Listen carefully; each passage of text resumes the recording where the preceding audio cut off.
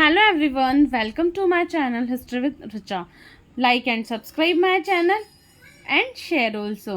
हाँ जी, तो आज हम बात करने वाले हैं एंटोनी और क्लियोपैट्रा की लव स्टोरी के बारे में। हम बात कर रहे हैं रोमन साम्राज्य की। रोमन साम्राज्य जो हम हिस्ट्री में पढ़ते हैं, हम मिस्र की सभ्यता पढ़ते हैं, हम रोम की सभ्यता पढ़ते हैं, मेसोपोटामिया की सिंधु घाटी सभ्यता, उसमें हम रोम साम्राज्य पढ़ते हैं। और रोम साम्राज्य हमारे 11th क्लास की एनसीईआरटी में भी मेंशन है। तो रोम साम्राज्य की हम बात करें तो एंटोनी तो कहाँ से संबंध रखते थे? रोम से। और क्लियोपैट्रा कहाँ से संबंध रखती थी? मिस्र से संबंध रखती थी। और आपको पता होगा कि मिस्र के जो राजा थे, जो शासन करते थे, जो सम्राट थे, उनको क्या कहा जाता था? फराओ कहा जाता था। वहाँ के शासकों को फराओ कहा जाता था। आज हम बात करने वाले हैं एंटोनी और क्लियोपैट्रा की स्टोरी के बारे में कि कैसे एंटोनी रोम से मिस्र आ जाते हैं और इनको प्यार हो जाता है एक दूसरे से। तो हम बात करें अगर रोम साम्राज्य की, तो रोम साम्राज्य हमारे पीजीटी के लिए भी बहुत ही इम्पोर्टेंट टॉपिक है, रोम साम्राज्य, और उसी में हम एंटोनी को पढ़ते हैं। अगर हम बात करें, पहले मैं आपको रोम साम्राज्य के बारे में थोड़ा सा बता देती हूँ, रोम की सभ्यता के बारे में। रोम जो है वो मध्य इटली जो था वहाँ पर टाइबर नदी के किनारे पर इस सभ्यता का उद्भव हुआ था। किसी भी सभ्यता का अगर आप उद्भव पढ़ते हैं, विकास पढ़ते हैं, तो हमेशा आप देखेंगे कि कहाँ पर होता है? किसी भी नदी के किनारे या नदी बेसिन के किनारे होता है। आप मेसोपोटामिया, सिंधु घाटी सभ्यता किसी को भी देख लीजिए। इसी तरह से जो इतिहास के जनक है हेरोडोटस, वो भी यही कहते हैं कि जो सभ्यताएं हैं वो क्या है? सभ्यताएं क्या है? पालने हैं, नदी सभ्यताओं की पालने हैं। जैसे कि किसी भी सभ्यता का विकास होगा वो नदियों के किनारे पर ही होगा। तो इसी तरह से रोम किसके किनारे पर था? इटली में टाइबर नदी के किनारे पर था और सात पहाड़ियों के बीच में बसा हुआ था, इसीलिए इसको 7 पहाड़ियों का नगर भी कहा जाता है। और यहाँ पर जो था, जैसे जो नदी थी वो समुद्र से मिली हुई थी, तो इसीलिए यहाँ पे विदेशी व्यापार का भी वर्चस्व था, विदेशी व्यापार भी बहुत अच्छा था। हम बात करें अगर यहाँ की जनजातियों की, तो यहाँ पे लेटियम नाम की जाति रहती थी। उनकी 2 शाखाएं थी, लैटिन और ऑस्कन शाखाएं थी। फिर हम बात करें कि लागुरियन और गोल क्या थी, तो लागुरियन जाति थी और गोल भी जाति थी। तो जब हम रोमन साम्राज्य पढ़ते हैं तब हम उसे पढ़ेंगे। आज के लिए हम रोमन साम्राज्य का इतना ही पढ़ेंगे कि टाइबर नदी के किनारे पर ये सभ्यता का उद्भव हुआ और 7 पहाड़ियों से घिरा हुआ था। इसमें कौन कौन से शासक हुए, उन्होंने क्या क्या करवाया, वो सब हम जब रोम साम्राज्य पढ़ेंगे तब पढ़ेंगे। आज हम बात करेंगे एंटोनी और क्लियोपैट्रा की लव स्टोरी के बारे में। क्या होता है कि एंटोनी एंटोनी के ऊपर किसकी जिम्मेवारी होती है? रोम की जिम्मेवारी होती है। 3 शासक होते हैं वहाँ के, एक तो होते हैं ऑक्टेवियस, एंटोनी एंड लैपिडस। तो एक्टोवियस जो होते हैं वही आगे जाके ऑगस्टस सीजर कहलाते हैं। हम बहुत नाम सुनते हैं ऑगस्टस का, और 11th क्लास में तो ऑगस्टस के बारे में मेंशन भी है। तो ऑगस्टस जो है, ऑगस्टस सीजर, जिसको क्या कहा गया है? सीनेट ने इनको सीजर की संज्ञा दी और भी इन्होंने बहुत सारी उपाधियां धारण की है। तो ये वही ये ऑक्टोवियन मीन्स, जब मैं ऑक्टोवियन बोलूँगी तो आप इसे ऑक्टोबस समझना कि मैं बोल रही हूँ सीजर के बारे में बात कर रही हूँ, ऑगस्टस सीजर के बारे में। जो अक्टूबर जो मंथ है हमारा, वो ऑगस्टस सीजर के बारे में ही है, मीन्स उन्हीं के नाम से है। फिर जूलियस सीजर के नाम से कौन सा है? जुलाई है। और ऑगस्टस के नाम से अगस्त है। अब हम बात करने वाले हैं एंटोनी के बारे में। तो रोम साम्राज्य जो था वहाँ पर 3 शासक हुआ करते थे। एक तो Augustus means Octavius, Antony and Lepidus. तो क्या होता है? एंटोनी रोम में अपनी जिम्मेवारी भूलकर मिस्र में रहने लगता है। वहाँ उसे एक खूबसूरत रानी से प्यार हो जाता है। अब खूबसूरत रानी कौन होती है? क्लियोपैट्रा ही खूबसूरत रानी होती है और इसी को इनसे प्यार हो जाता है। क्लियोपैट्रा के बारे में ऐसा माना जाता है कि क्लियोपैट्रा ने अपने ही सगे 2 भाइयों से शादी की थी शासन और सत्ता प्राप्त करने के लिए। तो इससे जो एंटोनी होता है, इन्हें प्यार हो जाता है क्लियोपैट्रा से। उसके बाद ये दोनों ही साथ में रहने लगते हैं, साथ में मतलब अपनी लाइफ स्पेंड कर रहे होते हैं। और जब ऐशो आराम से रह रहे होते हैं तो इसी बीच क्या होता है कि एंटोनी को रोम से संदेश आता है। और फिर हम इसमें पढ़ेंगे इसी बीच युद्ध भी होते हैं। जहाँ जहाँ लव स्टोरी होगी वहाँ वहाँ लड़ाई तो होगी ही। तो इसी तरह से तो एंटोनी के पास क्या होता है, मैसेज आता है, संदेश आता है रोम से कि उसकी जो पहली पत्नी है फुलिविया वो मर चुकी है, उसकी मृत्यु हो जाती है, और साथ ही उनका दुश्मन पॉम्पी रोमे के खिलाफ लड़ाई की तैयारी कर रहा था, जिससे ऑक्टिवियस और लैपिडस पॉम्पी की बढ़ती ताकत से चिंतित हो रहे थे। एंटोनी संदेश पाकर रोम वापस लौट जाता है। ऑक्टिवियस उसे ताने मारता है। ऑक्टिवियस मीन्स ऑगस्टस सीजर। वो उसे ताने मारता है और कहता है कि वह अपनी मिलिट्री और प्रजा की जिम्मेवारी भूलकर भोग विलास में लिप्त हो गया है, और तो उन दोनों के बीच इन सब बातों से झगड़ा हो जाता है। तो जो लैपिडस होता है वो किसी तरह से इन दोनों के बीच के झगड़े को दूर करने की कोशिश करता है, और वो बोलता है कि हमें तो पॉम्पी को हराना है, अगर हम तीनों ही बीच में लड़ेंगे तो हम पॉम्पी को कैसे हराएंगे। तो इसलिए क्या होता है, लेकिन ऑक्टोवियस कहता है कि एंटोनी तो सिर्फ क्लियोपेट्रा का साथ देना चाहता है, मीन्स क्लियोपेट्रा से प्यार करता है और क्लियोपेट्रा की फेवर में वो रहने वाला है। इस तरह से वो ऑगस्टस हमेशा एंटोनी पर शक करता है। फिर जब वो सोचता है कि मैं इसे अपने साथ कैसे रख सकूं, तो एंटोनी को बोलता है Augustus Caesar. Octavius means Augustus Caesar बोलते हैं एंटोनी को कि ऐसा करो, तुम मेरी बहन ऑक्टिविया से शादी कर लो, और तो तब मैं तुम पर भरोसा करूंगा। तो एंटोनी का दोस्त जो होता है वो सोचता है कि ऑक्टिविया से शादी के बाद भी एंटोनी सिर्फ क्लियोपेट्रा से ही प्यार करता रहेगा। कुछ दिन बाद फिर ये थोड़ा सोचता है कि होनी चाहिए नहीं, लेकिन क्या होता है कि कुछ दिनों बाद एंटोनी बोलता है कि वो एक्टोविया से शादी कर लेगा, और वो एक्टोविया से शादी कर लेता है ऑगस्टस की सिस्टर से, एंटोनी। उसके बाद क्या होता है कि रोम में ये बात पता लगती है। किसको पता लगती है ये बात? क्लियोपेट्रा को पता लगती है, और वो बहुत जलने लगती है इन सब बातों से कि एंटोनी ने शादी कर ली, अब वो वहाँ वापस नहीं आएगा। लेकिन इसी बीच क्या होता है कि वहाँ पे जो दूत होता है उनका, और तो उनको समझाता है कि क्लियोपेट्रा आपसे सुंदर कोई नहीं है, पूरे विश्व में सबसे सुंदर अगर कोई रानी है तो सिर्फ आप ही, और इस तरह से उनको समझाता है। तो इसी तरह से वो जल्दी ही क्लियोपेट्रा शांत हो जाती है। इसके बाद क्या होता है कि 3 शासक जो होते हैं वो पॉम्पी से मिलते हैं, और बिना लड़ाई के उनमें समझौता हो जाता है।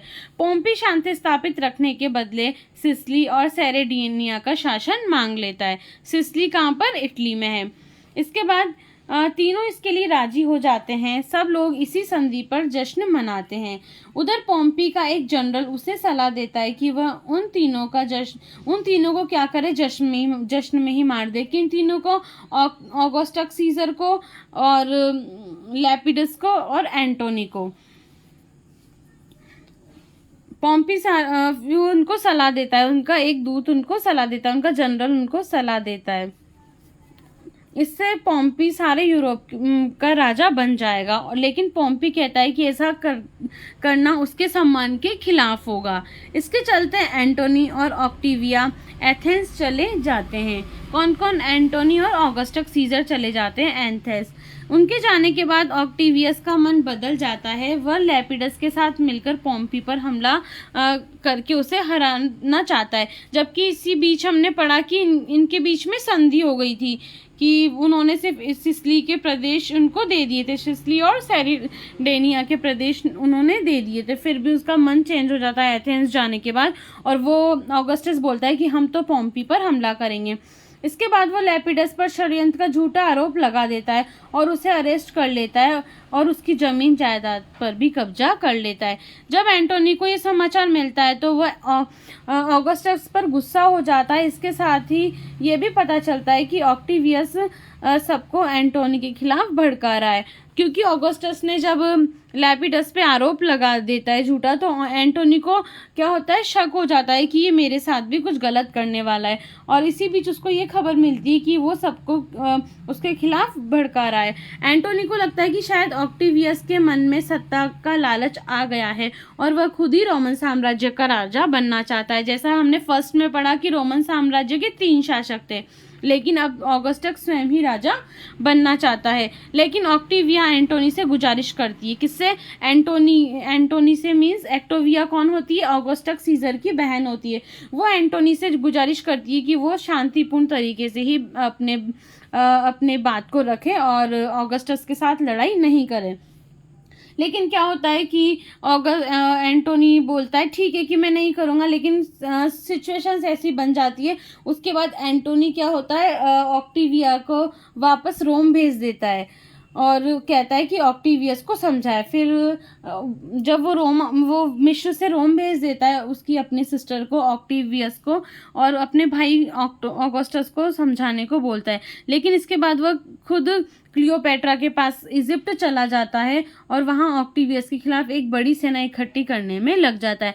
और वो क्लियोपेट्रा के पास जाता है, वो अच्छे से अपनी लाइफ स्पेंड करता है। वो बहुत ही अच्छे मनोरंजन के साधन जो हैं वो अपने महल में रखते हैं, और संगीत, नृत्य, इन सब का मतलब वो आयोजन करवाते हैं। बड़े बड़े उत्सवों का वो आयोजन करवाते हैं।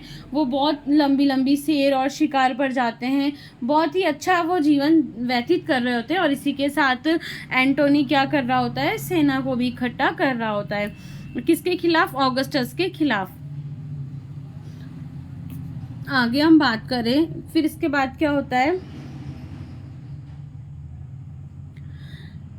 क्लियोपेट्रा उधर वो ऑक्टिवियस को लगता है कि एंटोनी ने उसकी बहन को धोखा दे दिया और वह युद्ध की तैयारी करने लगता है। दोनों के बीच गलतफहमियां बढ़ जाती है, क्योंकि जैसे ही वो ऑक्टिवियस को भेजता है रोम वापस से ऑगस्टस को समझाने के लिए, तो ऑगस्टस सोचता है कि उसने ऑक्टिविया को धोखा दे दिया और वो फिर से क्लियोपेट्रा के प्यार में पागल हो चुका है। तो वो भी इधर रोम में सेना तैयार करता है और एंटोनी मिस्र में उसके खिलाफ सेना तैयार करने लगता है। इसके बाद ऑक्टिवियस समंदर के रास्ते पानी अपनी सेना लेकर एंटोनी से युद्ध करने आता है।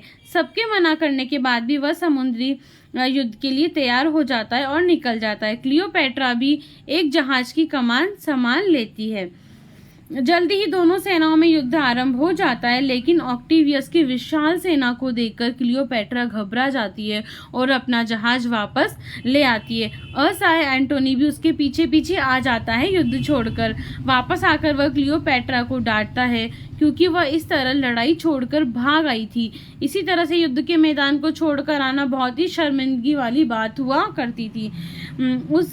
इससे एंटोनी खुद को बहुत ही अपमानित महसूस करता है, लेकिन क्लियोपेट्रा कहती है कि वह हारना नहीं चाहती थी, अब उन्हें नई रणनीति अपनानी होगी। इसे सुनकर वो एंटोनी से माफ़ी मांगती है और एंटोनी को समझाती है, अपने प्यार का वास्ता देती है, और इस तरह से वो एंटोनी को कई बार समझाती है, माफ़ी मांगती है और एंटोनी क्लियोपेट्रा को माफ़ कर देता है। लेकिन इसके बाद क्लियोपेट्रा ऑक्टिवियस को संदेश भिजवाती है कि उसका राज्य उसके सच्चे वारिस को दे दिया जाए जो उसका बेटा था, और साथ में यह भी कहती है कि एंटोनी को इजिप्ट में रहने की अनुमति दे दी जाए, क्योंकि एंटोनी कहाँ था, एंटोनी रोम से था और उसको मिस्र में रहने की अनुमति नहीं मिली थी क्लियोपेट्रा के साथ में।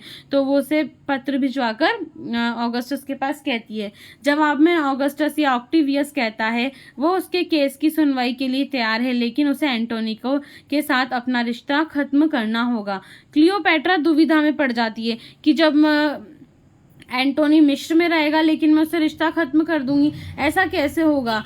वो शर्तें तो मानेगा लेकिन वो उनसे रिश्ता खत्म करने के लिए बोलता है, तो फिर उन शर्तों का कोई महत्व नहीं रह जाता। तो वो दुविधा में पड़ जाती है। क्लियोपेट्रा दुविधा में पड़ जाती है, लेकिन एंटोनी को जब ये पता चलता है कि वह उससे गुस्सा हो जाता है और वह कहता है कि उससे सच्चा प्यार करता है और उससे दूर होने के बारे में सोच भी कैसे सकता है, या फिर वो सोच भी दोनों एक दूसरे के बारे में कैसे सोच सकते हैं। इसी बीच एनबोरस को लगता है कि एंटोनी अब खत्म हो चुका है और वह साइड बदलकर ऑक्टोवियस से हाथ मिला लेता है। कौन? एनबोरस मिला लेता है, फायदा उठाता है वो। अगले दिन क्या होता है, एंटोनी फिर से लड़ाई में जाता है और एक छोटी टुकड़ी से भिड़ता है। इसमें उसकी जीत हो जाती है। एक छोटी सी जो सेना होती है उससे उसकी जीत हो जाती है, लेकिन जब उसे पता चलता है कि उसकी प्रिय दोस्त एनबरस ने उसका साथ छोड़ दिया है तो वह निराश हो जाता है और अपने दोस्त का सारा सामान उसे भिजवा देता है। उधर एनबोरस अपने दोस्त की जीत का समाचार पाकर पछतावे से भर जाता है और सुसाइड कर कर लेता है। कौन? एनबोरस भी सुसाइड कर लेता है। अगले दिन फिर से लड़ाई होती है, लेकिन इस बार ऑक्टेवियस अपनी पूरी सेना के साथ आता है और अपनी हार सुनिश्चित देखकर क्लियोपैट्रा फिर से डर जाती है।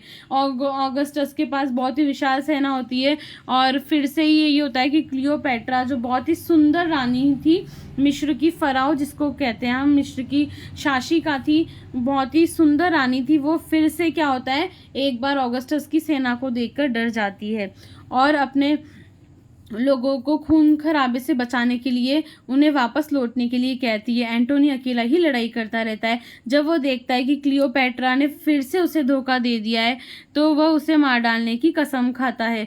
उधर क्लियोपैट्रा खुद को बचाने के लिए अपने मॉन्यूमेंट के अंदर छुप जाती है और फिर वह एंटोनी को झूठा संदेश भिजवाती है कि उसने आत्महत्या कर ली है। ये सुनकर एंटोनी बहुत दुखी हो जाता है और अपने सैनिक से कहता है कि उसे मार दे, लेकिन सैनिक खुद को ही तलवार मार लेता है। एंटोनी इन सब बातों से बहुत दुखी होता है क्योंकि उसे पता लगता है, झूठी खबर मिलती है कि क्लियोपैट्रा ने आत्महत्या कर ली, जबकि ऐसा नहीं था। तो एंटोनी बहुत दुखी होता है और अपने सैनिक को बोलता है कि वो उसे मार दे, लेकिन सैनिक ऐसा नहीं करता, बल्कि सैनिक स्वयं को ही तलवार से मार लेता है। फिर क्या होता है, एंटोनी ने अपनी तलवार से खुद को मार लेता है। सैनिक उसे क्लियोपैट्रा के मॉन्यूमेंट में ले जाते हैं, जहाँ क्लियोपैट्रा उससे माफ़ी मांगती है और अश्रुपूर्ण नेत्रों से सच्चे प्यार का इजहार करती है और मरने से पहले दोनों प्यार के कुछ पल बिताते हैं। इसके बाद ऑक्टेवियस क्लियोपैट्रा को बंदी बना लेता है और कहता है वह उसे रोम में लेकर जाएगा और सबके सामने प्रस्तुत करेगा, जिससे सबको लगेगा कि रोमन साम्राज्य बहुत ही ताकतवर है और रोमन साम्राज्य विश्व में एक उदाहरण पेश करेगा। लेकिन क्लियोपैट्रा को मरना ही था, क्योंकि जब एंटोनी ने उसकी वजह से आत्महत्या कर ली थी और वो जब अपने सच्चे प्यार का इजहार करती है तो वो क्या करती है, क्लियोपैट्रा अपने कमरे में जाती है और जहरीले सांपों से खुद को क्या करती है, डसवा लेती है, जिससे उसकी मृत्यु हो जाती है।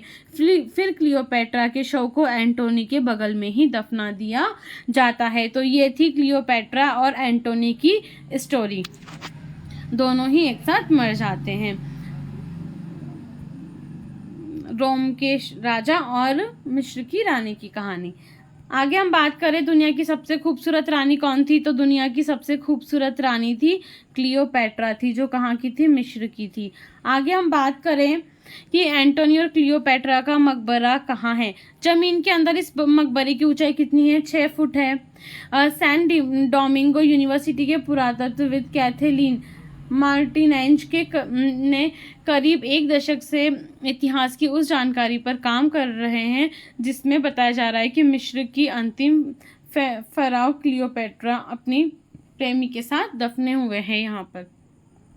आगे क्लियोपैट्रा का प्रेमी कौन था, तो क्लियोपैट्रा का प्रेमी एंटोनी था और ऐसा माना जाता है कि ऑगस्टस भी क्लियोपैट्रा को पसंद करता था, ऐसा माना जाता है। अब ऐसा है या नहीं ये तो नहीं मालूम, लेकिन एंटोनी और क्लियोपैट्रा की लव स्टोरी तो बिल्कुल सही है जो हमारे सामने है। अब हम पढ़ेंगे कभी रोम की सभ्यता पढ़ेंगे, उसमें हम पढ़ेंगे। ओके, आज के लिए इतना ही। हम मिलेंगे नेक्स्ट वीडियो में। Have a good day.